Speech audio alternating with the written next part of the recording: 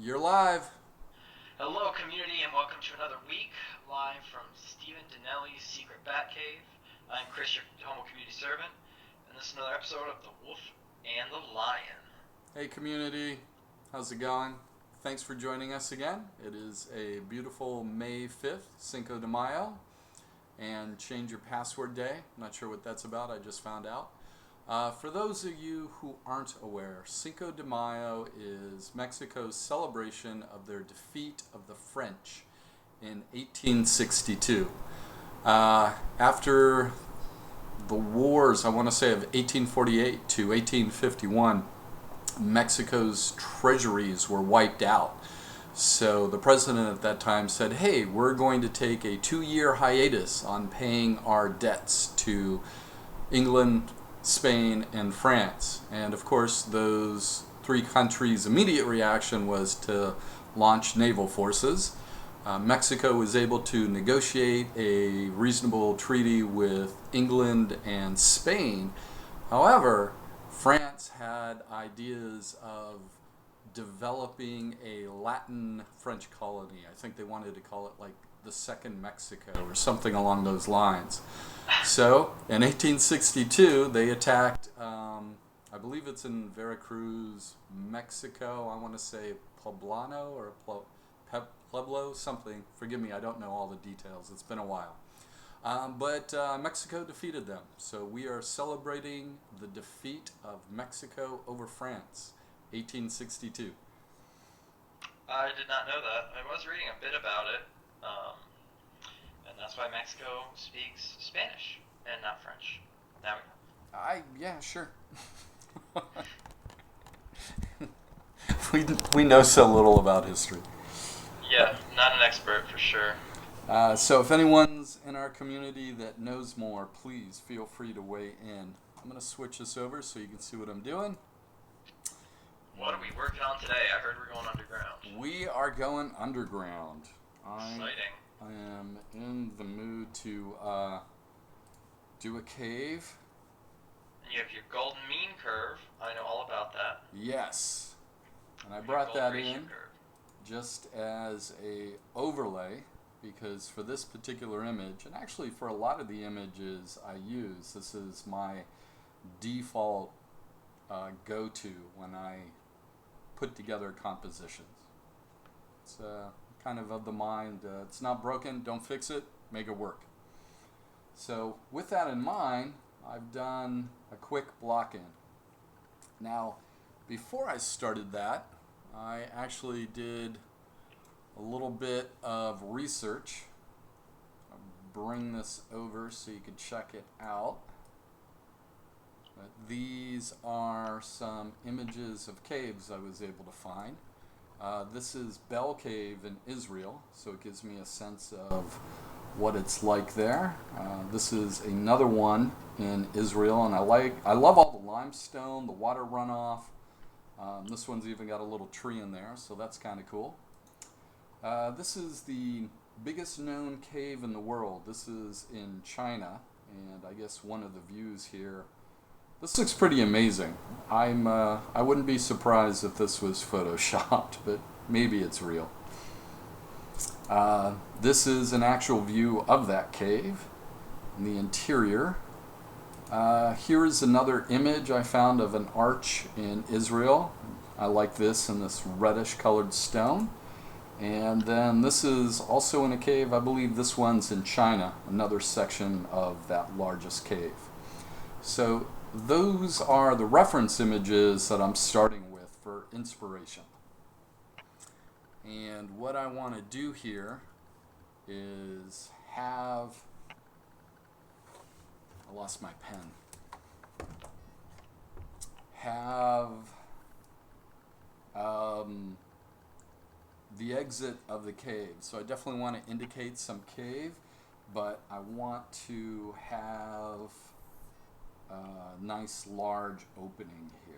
So I think I'll just bring this over a bit. And we'll do something so that that focal point is right below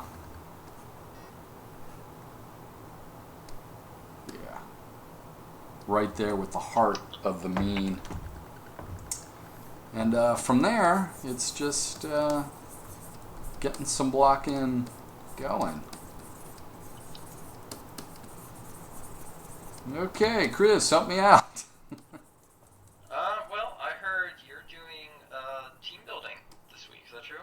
Yeah, that is. I've got a special plan for the team. I don't want to give anything away in case someone's watching, but tomorrow I'm going to do a little morale event with the artists. Hopefully they like it. We'll see. Amber's here. Amber. Big Mike's here too. Hey, Amber. Hey, Mike. So it is Cinco de Mayo, it's National Password Day. We're going underground. Now, with caves, I would think your vanishing point would be your exit to your cave or your deep, dark center of the cave. Am I on the right track there? How do you map it out with a vanishing point, or do you block it out a different way? Well, right now I'm just focused on the big beats, the shapes, something that's interesting. Israel being limestone base, and a lot of that area, whenever you have limestone, you're going to have a lot of caves. And so it just kind of makes sense. So, as far as the vanishing point, I'm using this 1/3, 2/3 breakup on the golden ratio as my horizon line. And so probably somewhere right there in the middle will be my vanishing point. But I will do a 2-point perspective and have the other vanishing point over here. And actually, to that end, maybe we'll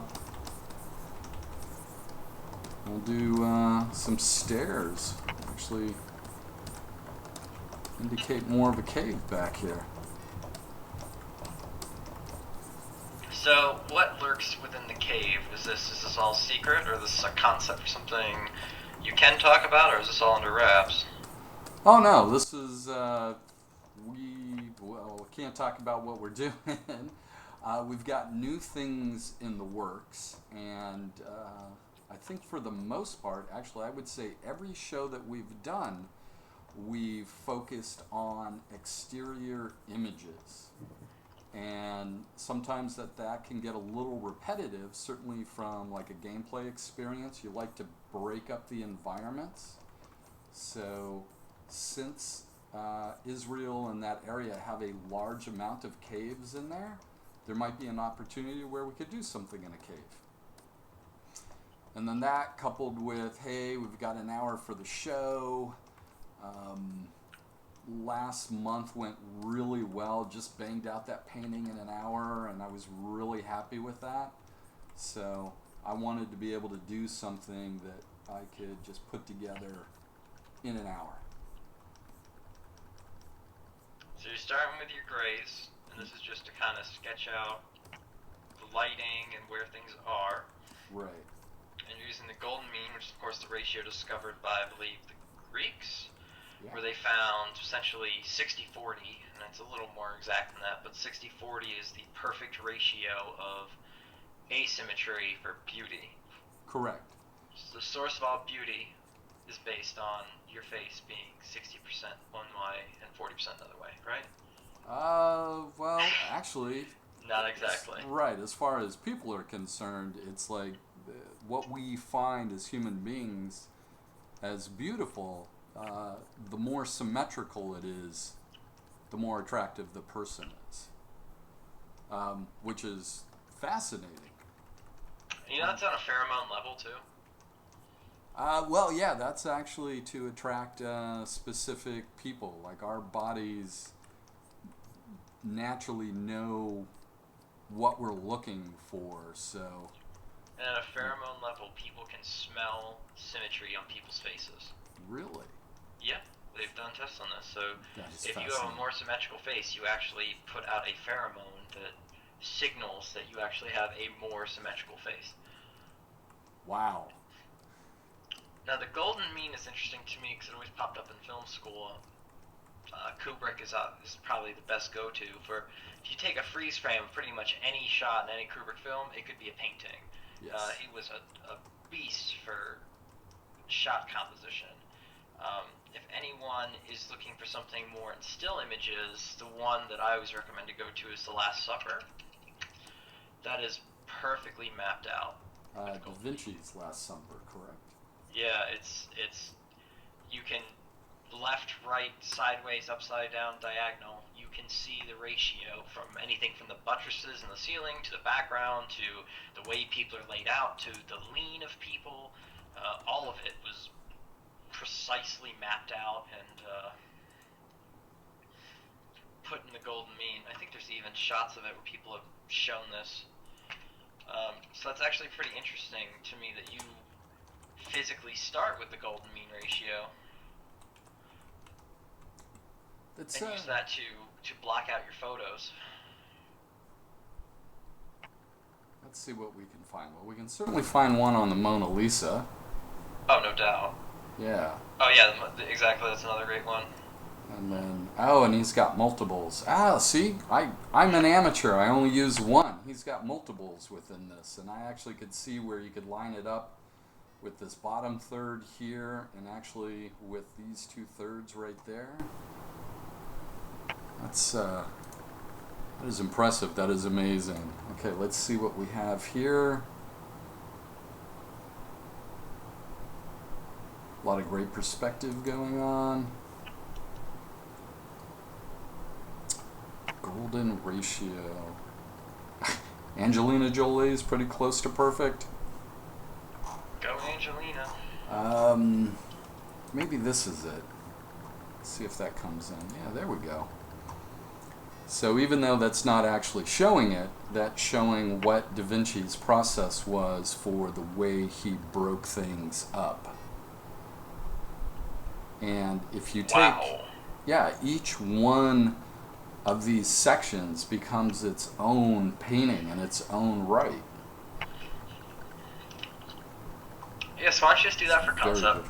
Why don't I just do that for concept? Why? Just measure everything out perfectly. Yes, and I'll get that within the hour. Mike has a question, or Madden, I should say. I think that's Mike, could be wrong. Is the gold mean similar to the rule of thirds? Yes, actually the rule of thirds is derived from the golden mean. So I thought too. The rule of thirds is just a better way to map it out in a photographic sense. Yes, and you can actually see, let me throw another layer on here. So the thirds, so we've got 1/3 there, 2/3 there, and then you take one of these thirds and you break it again. That's not quite right. Oh yeah, because it's 60/40, so it's an estimation. Right. So the rule of thirds is actually rounding it a little bit. Well, yeah. I don't have the full image on screen to actually break it up properly. Oh, it is Mike. That's what I thought. Okay, so if we break this guy at that 1/3 mark, and then somewhere in the middle is the other third, and we take this, we break that in 1/3, and take that 2/3, break it in half, and then we do it again.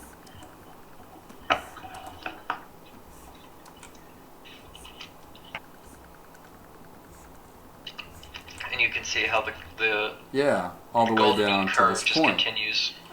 And then so as you create your illustration, you can actually continuously divide it. Exactly. So if we take this guy and we put it, what am I doing here? 1/3, 2/3.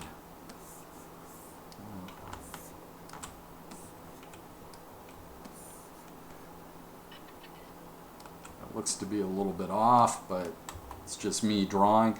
So when I'm creating a drawing, if I put like a focal point here and then a focal point there, even though without this guy it doesn't look like I'm respecting the rule, I actually am. And when you look at classical art, you can apply this to it, and it's just absolutely amazing. So when you're doing a bigger piece, is that something you really focus on, is sketching it out in that fashion, or do you do it freehand, or do you do it like you have now, where it's like you'll set that as your baseline and then sketch on top of it? It depends. If it's a really big piece, like I haven't done a really big piece in years, but I will actually start by hand, because part of that creation process is about creating the elements that you want to have in there. So I will be looking at the different elements, and I think one of the things I'm going to do over here is indicate some of those wonderful openings that they have in that reference image that I've grabbed, and I think maybe I'll put one back here too. So we'll see what we can do with that. Now, how do you handle lighting in an indoor environment, especially a natural indoor environment? It's a really good question. So with this particular case, I've actually got some nice reference photos that I can use. And let me actually pull this guy across so you can see what I'm doing. So this particular area of the cave, I'm really liking that. And this one right here where they've got the holes in the earth and sunlight and water dripping down, that kind of thing. So I am trying to emulate that in this area here. This actually comes down a little further. We get some of this here, and I want to make sure that this space is big and roomy and almost amphitheater-like. So how are you going to create that sense of depth? I don't know yet. Why are you asking me all these questions? Because I want to learn how to art. How to art. Now, what tool is this? A custom brush, or is this just a? No, this is actually a default Photoshop brush. I think that'll give us some more scale. The pastel brush. Some years back when I was, what would you call it? I was modifying my style.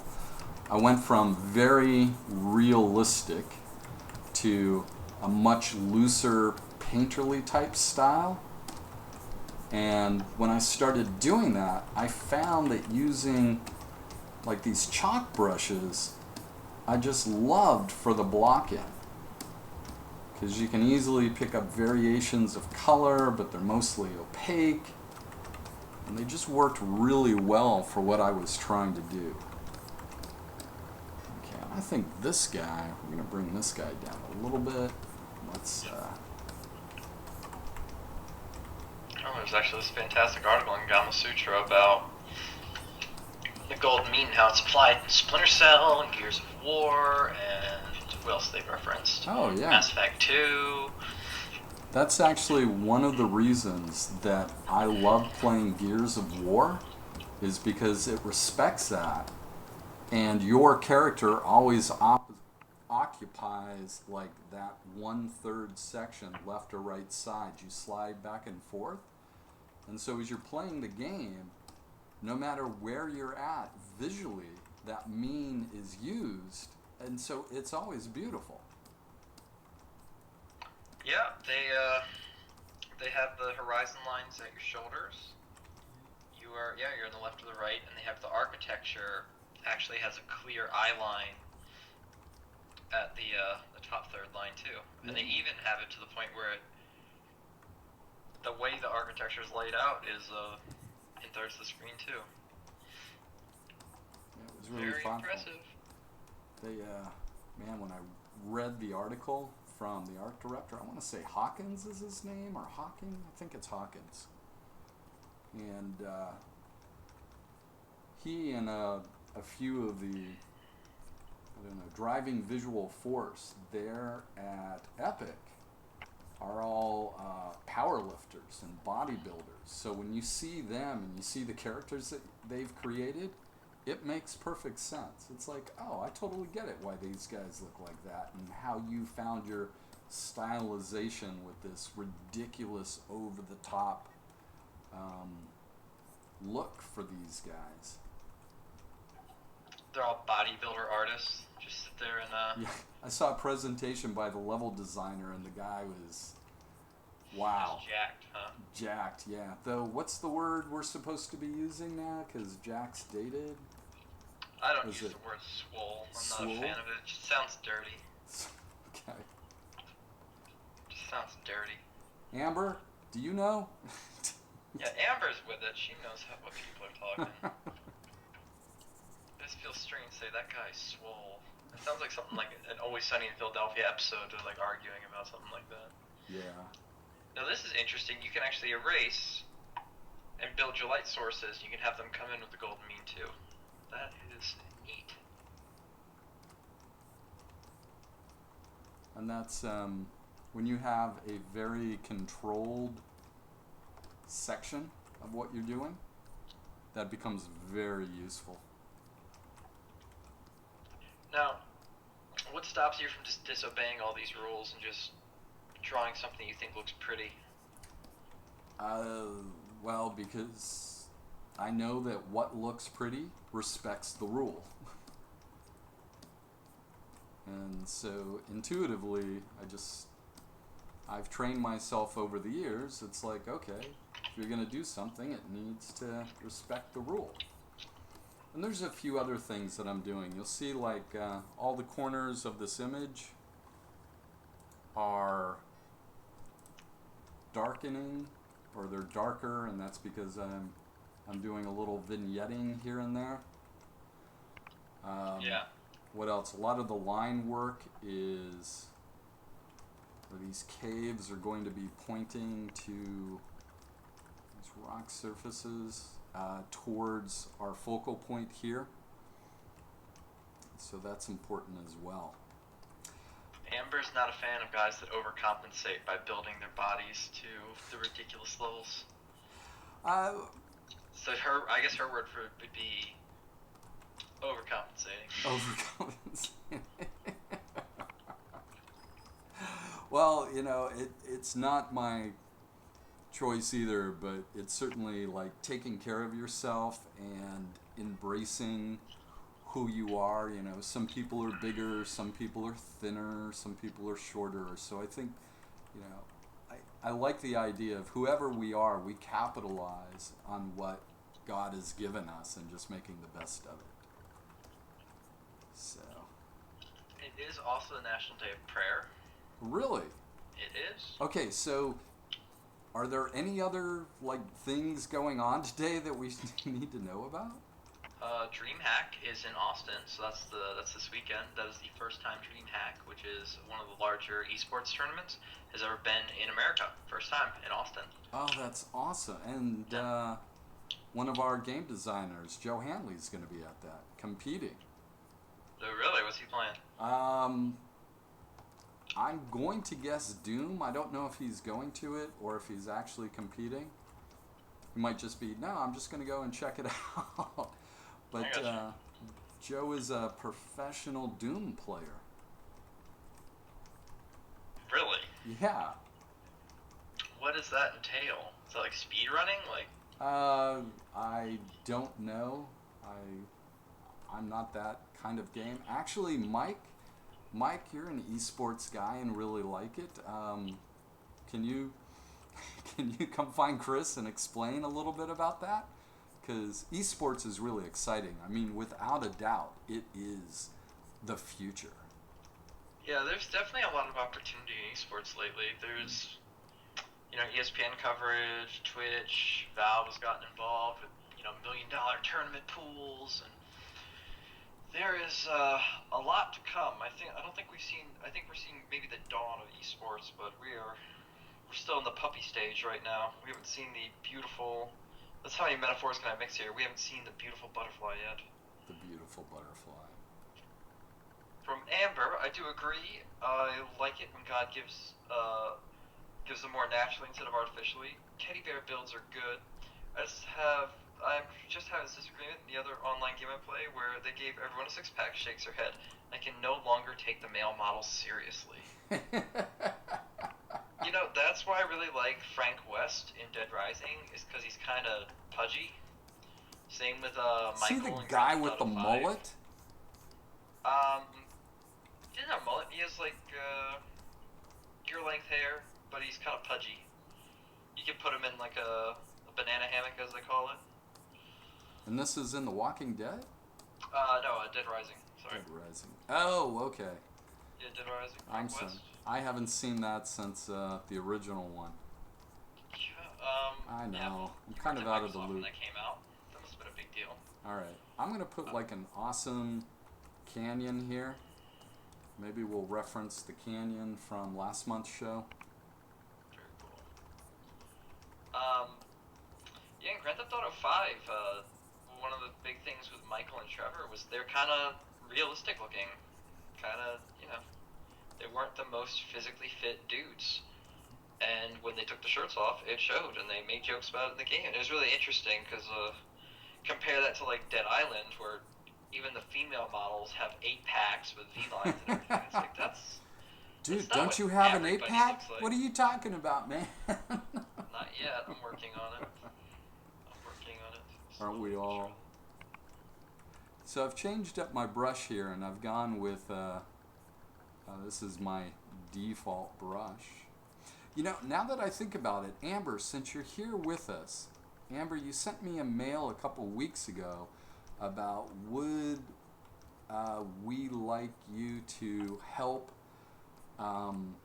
with the show by taking one of our videos and taking that 1-hour presentation and then speeding it up. I love that idea. I think that would be really cool. She did? Did you send the email? I'm assuming that she was replying to she sent the email. Yes. Or maybe there's a video. I would like that too, Amber. Yeah, that would be really cool. Lately. I would love any help with video cutting. Also, you're probably better at it than I am, let's be honest. You're full of surprises and talents, Amber. By the way, for everyone watching, Amber runs Avatar's Radio for Shroud of the Avatar. There's avatarsradio.com. She is very friendly and very fun. Yes. And she also streams for Rise Up Gaming.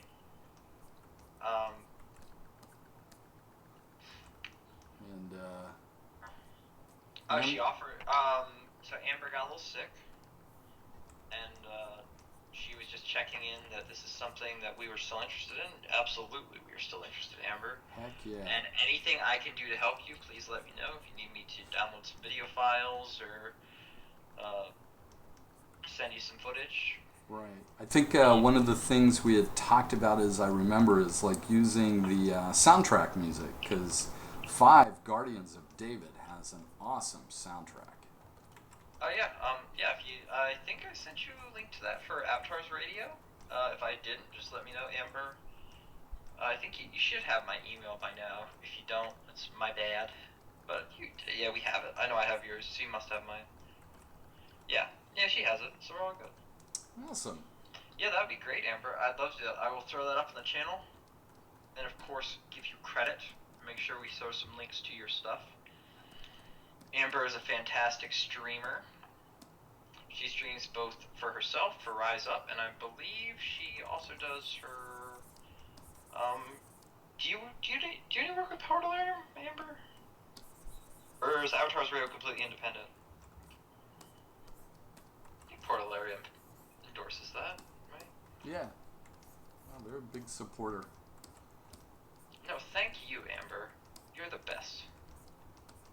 Yes. And I'm glad you're feeling better. It's not. Yeah, I do remember you talking to us, and you had quite like a serious like sniffle thing going. You said you had a sore throat and you're losing your voice.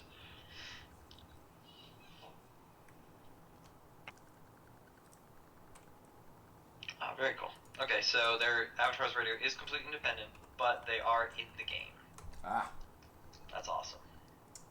Okay, so I am liking where we're going here, and I'm going to shrink it up so I can see it small. And I like the cave on the right. I'm a little concerned that the path on the left here is just too direct.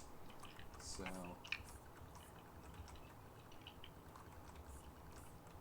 we're going to bring that path back over here, and we'll darken it up.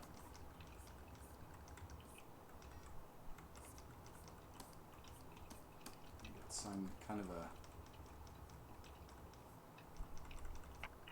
switchback feel here.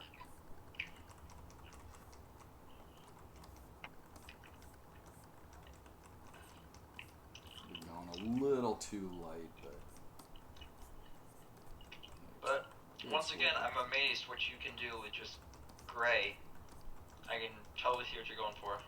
Well, it was something like early on, I was learning how to paint. I'd always do the colors, but then when I'd look at it in black and white, my focal points would be in the wrong place. So it's from Amber, something I bet Steven can agree with. Cancer sucks. Yes, it does. Yes, it does. Ugh. It's, man, it touches all of our lives. Unfortunately, yep. 1 in 2 people. Is it? You can believe that. Oh, sorry. Yeah, uplifting statistics, sorry. Yeah. 1 in 2 people in their lifetime. It's heartbreaking. Well, it sure is. But we have the best medical science of all history right now. That's true. We will fight back. Yes, and actually, I want to say,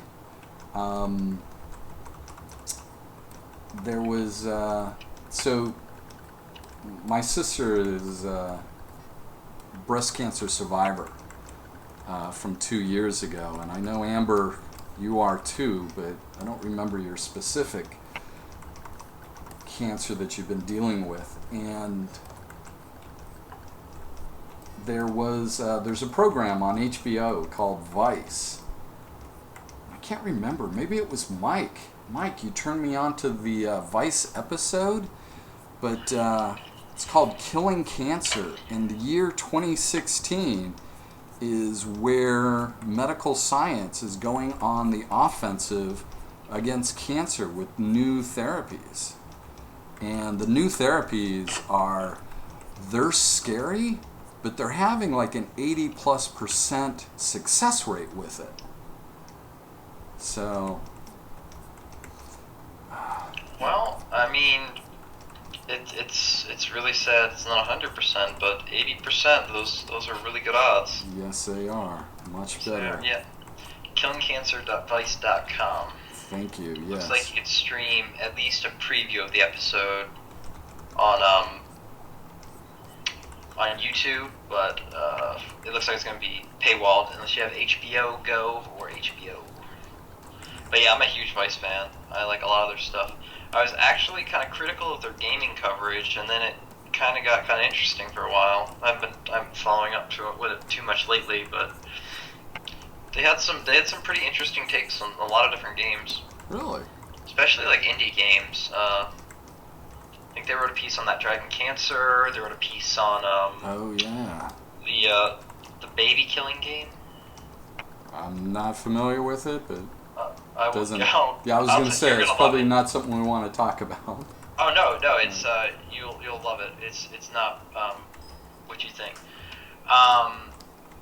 Cancer has been my living roommate since 2005. Last thing that hit me was cancer of thyroid lymph node. Wrapped suffer on my voice box, which my voice so bad.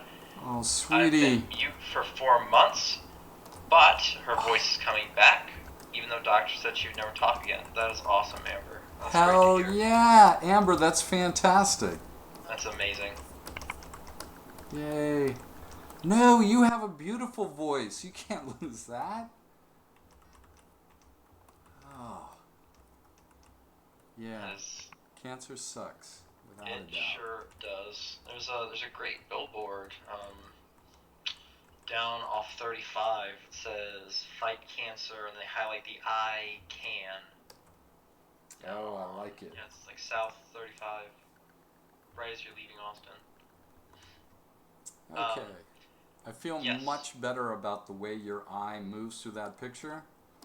I'm a little concerned about the cave and the highlights here, and I want to say it's got to be because of like its position in the mean. So what I'm gonna do is, so this one's kind of, so I want to respect it, and I want to go up and make it kind of higher. So I'm going to put that 1/3, 2/3 thing here. And it's probably a little hard for our viewers at home to see, but I'm actually trying to incorporate the mean elements. And with this extra part here on the end, we're going to have to, the mean would start over. Oh my gosh. Okay, I have found the article. So, the game is called Who's Your Daddy? It is a one-on-one multiplayer game. Okay. You are a father who is trying to disable all the dangerous traps that are in a standard apartment. So, electrical outlets, gas, bathtub, etc. And someone else plays as the baby who frivolously gets involved in all of these things. Vice wrote a pretty interesting article about it. That almost sounds like a parent training simulator, because once you have a child and it dawns on you that you have to baby-proof your home, the levels that you need to go to do that are just, oh my gosh. And that was kind of the vibe I got from the article. Here's a quote from it. As a parent, I don't find this offensive in the slightest. And the idea that it's like it's saying something. It's not like gross in any way. It's just saying like here's a statement about how life works out, like something. Right. You know. Okay. Yeah. Apparently all the big three. PewDiePie, Jacksepticeye, and Markiplier all played it. So yeah, it's just kind of a cool, weird early access game. It's an interesting concept, and I think it's a good one. I just remember reading an editorial about how 3 toddlers had died with climbing on IKEA furniture because the parents hadn't bolted it to the wall. Oh yeah, you were telling me about that. Yeah, and that just blew my mind, because I was like, my son had IKEA furniture, and that was like the main thing. We totally bolted it to the wall, and I tested it. I was like climbing on those drawers, stepping on them myself to see, okay, is this viable? Is this safe? Yeah, I just got a puppy, and I got a crate because I can just imagine all the silly things you get into. So Okay. it's like, So now that I've scaled that down and moved it, you can see visually it becomes much more interesting. Now I've got these 3, what I'm going to have to do here is get even a lighter spot back in there, and then I'm going to go ahead and darken this guy up there, because it's close to the edge. Okay, what are we down to? So we're 30 minutes in, right? we're 40 minutes in. 40 minutes. I might run this show for another long. 20 before I have to run off to a meeting. Okay. And so it'll just continue to stream until I hit stop streaming, right? Yep. Yeah. So be careful. Don't risk your business while you have the stream up. Risky what? Risky business. Yes. Tom Cruise movie from the 80s. Tom Cruise's best film. It's up there. All right. So let me find. So what I'm looking for is I have some images here I've just collected over the years of stone. And I'm trying to find a interesting stone texture that I can just start creating stuff with. Oh, I actually kind of like that guy. Alright, so, and this thing is huge, so I'm going to go ahead and, oh boy, where did it go?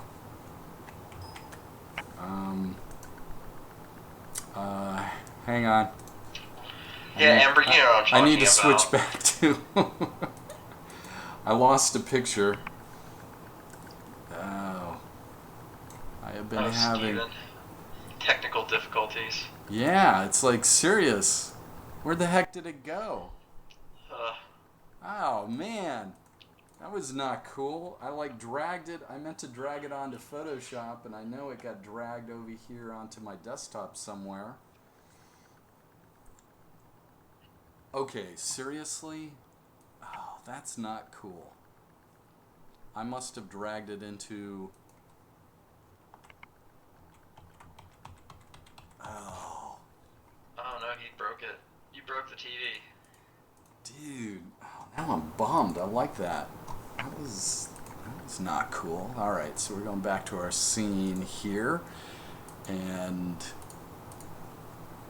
Darn! Darn! That was the money rock, too. Alright, so... where are we? I'm going to try it again with this guy. Bring it over to Photoshop. There we go. Stone textures. Stone texture. Just drag that on top. And let's see how big this guy is. Looks like we've got more information down below, so I'm going to flip it. I'm going to do an edit, transform, flip vertical, and then we'll just turn it to overlay and see what we get. And then I'm going to come down to our block-in layer, and I'm going to lighten the darks a bit and darken the lights a bit so we can get our stone texture working on here. We'll just look for like an interesting space. Actually, maybe we'll squeeze it up because it's a big space. And then we're going to do what is like the best thing ever. Actually, let me zoom in so that's almost full screen. There, we can do it there. Control T, right click to warp, and then we can get this rock overlay to follow my drawing underneath quite a bit. And that's what you want to do. You don't want to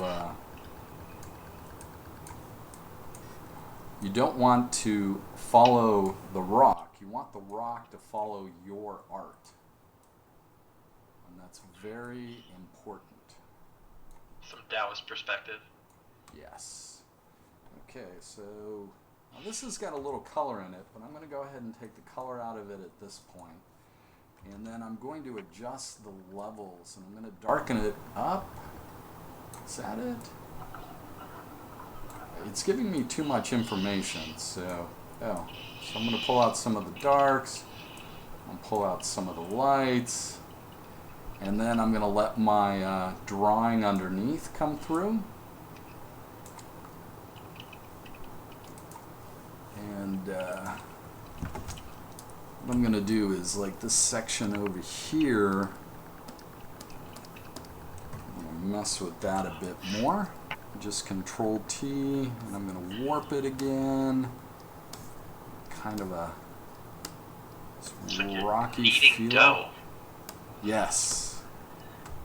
Yes, I am. And then I want like this. Well, actually, that looks pretty good. I might just leave that. And then one of the things I want to do over here is well, it kind of pinches. I think what we'll do here is just spread that out some more and just have it feel like a stone floor. And then you can see I'm having an issue with Photoshop in my graphics card because I get those lines on the outside of the frame. I'm not very happy about it. Okay, and then the next thing I'm going to do is just come in here and start erasing away where I don't want that rock information. Certainly we don't want it in the sky. And get it off there. Pull it out of there so we have a lot of that depth going on. And I'm not super picky about like pulling it all out. I certainly want to keep some of it. And I'm going to just kind of erase away in the areas where it's darker. So I want to lose that detail.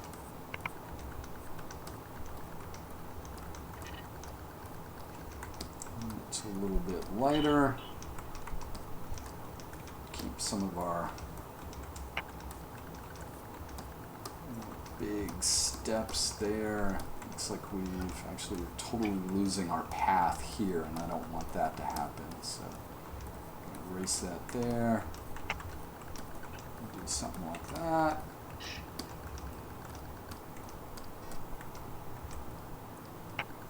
Okay, I kind of like that. Yeah, it looks baller. We can't say baller anymore, Chris. There's a new word. We haven't learned it yet, though. Oh yeah, chat. So what is the new like filler word? Because we've gone through swag and baller, but apparently baller isn't cool anymore. So we need a new filler word for when Steven does something cool. Yes. And we need like that filler word, like okay, moving on. That would usually go with baller. Yeah. But I guess we gotta change it up. They are kids. And they're hippity hop. Okay, so now that I've got that in there and we're running out of time, what I'm going to start doing is I'm going to create a paint layer. And with that, I'm going to go to my dry brush here, and I'm just going to start hitting some solid colors. Okay, that's not working as cool as I thought it would. Let me go to this one. This one's got more of a brush effect to it. And so what I'm doing is I'm getting these rocks that are catching the diffuse light coming in.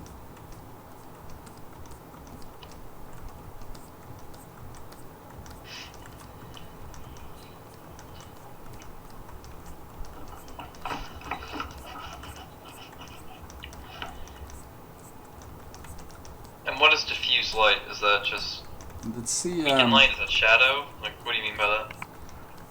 It is the different term for like the fill light in photography. Okay, so you have your key, your fill, and your backlight. Yeah. So let's see. Photography.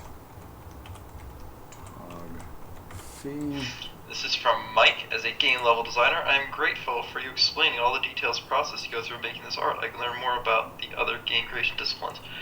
Oh, this is the other Mike Madden. Awesome. I forgot. So there is Mike Madden that works here, and there's another Mike Madden who's a fan. I think he actually won the first stone. Oh, that's right. There is, yeah. That's what I wasn't sure. So what is up, Mike? Yeah, Steven is the guy. If you want to learn about the art processes, I have learned a ton chatting with him. Oh, that's wonderful. Thank you, Mike. I appreciate that. Okay, where is a good example? Let me get a good size on this. Okay, so here we go. So this, see the glow around the side of this woman's head? This is the rim lighting. All the other light that's giving the visual information is called the fill lighting or the bounce light. Or actually, this would be fill lighting. Bounce light comes from, well, look at this. So this guy has a lot of rim lighting. He's got both rim lighting from two directions. If one of these was softer, like if you cranked up this purple lighting, you could use that as the rim lighting, and then the blue lighting could be the fill lighting. This might be a good example. This guy's got rim light on both sides, but then you see all this light giving the detail in his face and his shirt and beard there. That's fill lighting. So where I'm at now is, because I don't have a direct light source coming into this cave, it's just going to be fill light. Though maybe we'll do a little bit of light coming down.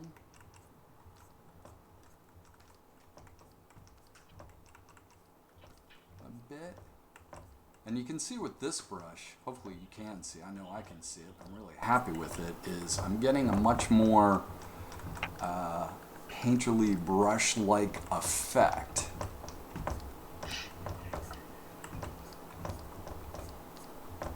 And you can see that all with your grays. Right. That's what's amazing to me, because I would never be able to see it just in gray. And something you want to do as an artist is like carve things out. Oh my gosh. Oh, I've got like a color mod on this. Oops, where is that? So here I need to turn off color dynamics because it's automatically adding color into the brush stroke, so it looks like you're pushing paint around. Unfortunately, for the level of fidelity that I use it at, it looks like image errors or something, so I'm not a big fan. Let me get some. So what color light are you dreaming for this image? Well, because the caves in Israel are limestone, certainly want to go with a limestone yellowish color on the inside here, but I want to do a bright blue sky on the outside. It's from Amber. I've enjoyed watching Steven make his magic over the past couple of years. I use some of his borrowing techniques, like how he borrowed the stone texture. Yes. I think she's calling you a thief, Steven. So, in the industry, there are some things, the rules, and it's like, one of them is, if you're not cheating, you're not a professional. And, you know, I'm sure there's art directors out there that are comfortable paying an extra amount of money to have things hand-painted completely. And, yeah, that's cool, but for me, it's very much what gets it to that usable vision that I can understand, that communicates to investors or the production team about what they need. And certainly there is a place for that production process where you need to come in and you need to get something that's very accurate. But yeah, for me, it's like, hey, rock image. And actually, didn't last month I did all the rock image just with the brush, or did I actually bring in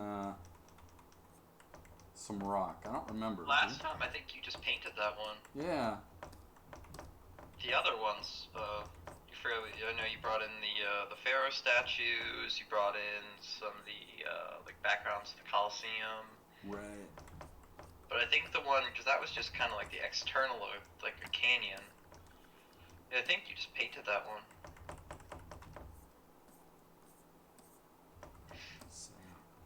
using different techniques, I think, is good. I mean, there's something to being said for, hey, you've got your look, and that is really important.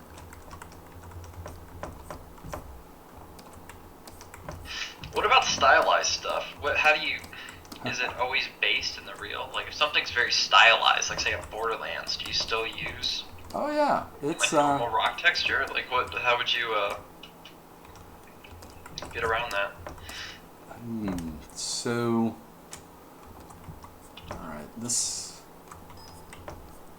How about we save that for next time? How about next time we do a stylized concept?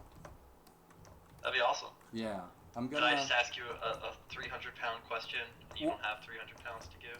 Well, that's the thing. It's like we've got 5 more minutes, and hey, I want to go a little long, but But you should. You've got more viewers than we usually have. This is exciting. that's awesome. Yeah, so I'm feeling pretty good about the way that's looking. But I'm going to speed this up. So here's what we're going to do. I've got, I'm going to do a gradient. I'm going to go from like a nice bright sky blue to a kind of a dusty orange. How I want to do this, and we'll just try that. And then I'm going to turn this guy to overlay, and okay, that's not too bad.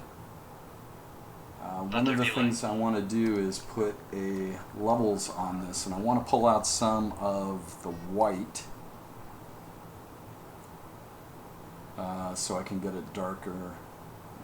Yeah, okay, that feels good. Okay, so now I've got the color here, and then I'm going to take the blue I have, and I'm going to go back to my old faithful brush. We're just going to paint in our sky here very quickly. Oh my gosh, I need to channel my inner Bob Ross. You're too high strung to be Bob Ross. He was at peace. You are not at peace, Steven. Dude, I am high strung. You're a tense dude. Not that you can do the very soothing Bob Ross. No. Bob's the man, though. Okay, actually, here's what I want. I should have just gone with this. So, where we've got light inside the cave, we'll kind of go here. And get some of that bounce light in the shadows. It's probably not bounce light, but the diffuse light in the shadows. So the rule of thumb is like when you're outside, sunlight is warm, and then all your shadows are cool. Your shadows are cool because the sky is blue. And so you get all that bounce light from the sky that's a bluish tone. Yeah, Mike, I agree. Those do look like they're happy rocks. This is a much more calm image than we usually get from Steven. Usually gets much more foreboding and dark. This is a nice little vacation shot. It is. Okay, I think I better save it here. I like where it's going. Let me walk through the process again. So, looking at, let me go to my stone reference, stone wall. I think I created caves. There we go. So, looking at my cave reference here, this is Bell Cave in Israel. Here's another shot. I want to go with that. I love the way this opens up on this amazing view. This is ridiculously cool. I can't believe it's an actual real shot. It looks so photoshopped. This is an actual view of the cave in China. This is from Israel, and this is another one in China. So thinking about those, keeping in mind our golden ratio. I did a block in here and then threw in a little background, so we're at the edge of a very large cave looking out. It's Canyonlands. Threw in an overlay of what those... Oh, that was not good. I must not have the OpenGL with the partial zoom on something. I'll look into it for you sometime. It's alright, it's a Photoshop thing. I don't have a box check somewhere. So we've done that, and then I started to paint in a little detail there in this level, and you can see that I'm using the rock layer as kind of my guide to throw in the edges and the highlights, so I get an idea of, okay, here's where these rocks are going to go, and I'm capitalizing under my block in with the shapes, my rock noise detailed on top of that, and then painting on top of that even more. And then I'm adjusting the levels, I'm throwing in some color, and painting a bright, beautiful sky. So community, that's it for today. Thanks for joining us. I'm Stephen Donnelly, Art Director for Kingdom Games. My camera's going in and out. Don't buy Microsoft cameras. At some point I will get a new camera, and hopefully next month I will be coming to you live from the studio. Exciting. Yes, I am actually really excited to do it. Chris, you want to take us out with all the social media? And Amber, Mike, thanks for joining us. I really appreciate it. And Amber, we will be talking soon, or we'll be emailing soon. And I'm so glad you're getting your voice back. Awesome. Again, Amber is a friend of the show. You can find her at avatarsradio.info, and we are, of course, Kingdom Games ATX on all your favorite social media sites, Facebook, Twitter, Instagram, etc. We do monthly streams with Steven, and I do weekly streams with various members of the dev team. See what we're doing. The game is 5 Guardians of David, available now on Steam, Green Man Gaming, Amazon, and through our website, kingdomgames.com. So, check it out. It's a fun game. We are big fans of streamers, so if you have any streaming buddies or you stream and you'd like to check the game out or do a Let's Play for your YouTube channel, just shoot an email to marketing@kingdomgames.com. I am Chris, your humble community servant. And I'm Stephen Donnelly. Have a great week. Bye.